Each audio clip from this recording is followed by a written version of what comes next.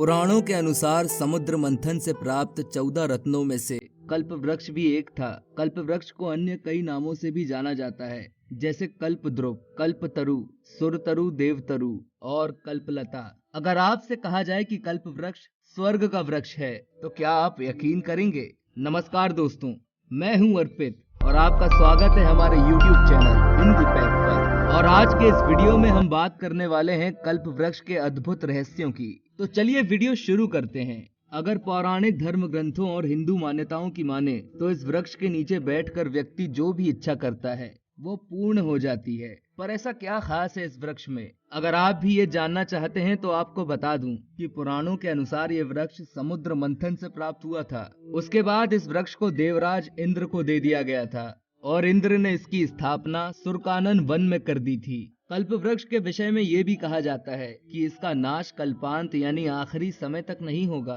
तूबा नाम से ऐसे ही एक वृक्ष का वर्णन इस्लाम के धार्मिक साहित्य में भी मिलता है, जो सदा अदन में फूलता फलता रहता है। पर अगर ऐसा वृक्ष सच में है तो लोग उसके नीचे बैठकर धन दौलत क्यों नहीं मांगते? या ये वृक्ष केवल पुराणों में ही है? अगर आप भी यही सवाल सोच रहे हैं तो आपको बता दूं, ये वृक्ष पृथ्वी पर भी है।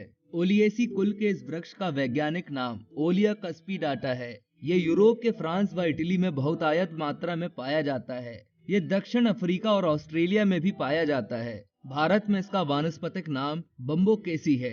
वृक्षों और जड़ी बूटियों के जानकारों के मुताबिक ये एक बेहद मोटे तने वाला फलदायी वृक्ष है, जिसकी टहनी लंबी होती है और पत्ते भी लंबे होते हैं। दरअसल ये वृक्ष पीपल के वृक्ष की तरह फैलता है, पर इसके पत्ते आम पत्तों की तरह होते हैं। और आप ये जानकर हैरान रह जाओगे कि इसका फल नारियल की तरह होता है, जो वृक्ष की पतली टहनी के सहारे नीचे लटकता रहता है। इसका तना देखने में बरगद के वृक्ष जैसा दिखाई देता है। इसका फूल कमल के फूल में रखी किसी छोटी सी गेंद में निकले असंख्य रुओं की तरह होता है। पर ये तो वृक्ष की बात हो गई, पर इसमें रहस्य क्या है? अगर आप भी यही बात सोच रहे हैं तो जरा रुकिए, क्योंकि रहस्य तक जाने से पहले आपको एक बात बतानी जरूरी है। वो ये कि इस वृक्ष में जो औषधीय गुण हैं, वो किसी और वृक्ष में नहीं है और इसी कारण इस वृक्ष की पूजा की जाती है। पर यह वृक्ष भारत में कहाँ कहाँ है? अगर आप भी ये जानना चाहते हैं तो आपको बता दूं कि पद्म पुराण के अनुसार परिजात ही कल्प वृक्ष है। ये वृक्ष उत्तर प्रदेश के बाराबंकी के बोरोलिया में आज भी मौजूद है। कार्बन डेटिंग से वैज्ञानिकों ने इसकी उम्र 5000 वर्ष से भी अधिक की बताई है। ग्वालियर के पास कोलारस में भी एक कल्प वृक्ष है, जिसकी आयु 2000 वर्ष से अधिक की बताई जाती है। ऐसा ही एक वृक्ष राजस्थान में अजमेर के पास मांगलियावास में है और दूसरा पुट्टपर्थी के सत्य साईं बाबा के आश्रम में मौजूद है। इस वृक्ष में संतरे से 6 गुना ज्यादा विटामिन सी होता है, गाय के दूध से 2 गुना कैल्शियम होता है और इसके अलावा सभी तरह के विटामिन भी पाए जाते हैं। पर असल बात, इस वृक्ष को इतना महत्वपूर्ण क्यों माना जाता है? तो आपको बता दें कि इस वृक्ष की पत्तियां, तना, जड़ यानी कि पूरा वृक्ष औषधि निर्माण के काम में लिया जाता है और इससे बड़े से बड़े रोगों का इलाज किया जा सकता है। पर अगर आप रोगों से दूर रहना चाहते हैं तो आप दैनिक आहार में प्रतिदिन कल्प वृक्ष के पत्ते मिलाकर खा सकते हैं। इसका इस्तेमाल धनिया या सलाद की तरह भी कर सकते हैं। पर ये तो हुई साइंस के हिसाब से बात। पर अगर चमत्कार को माना जाए तो कल्प वृक्ष सब इच्छाओं को पूरी करने वाला पौधा है।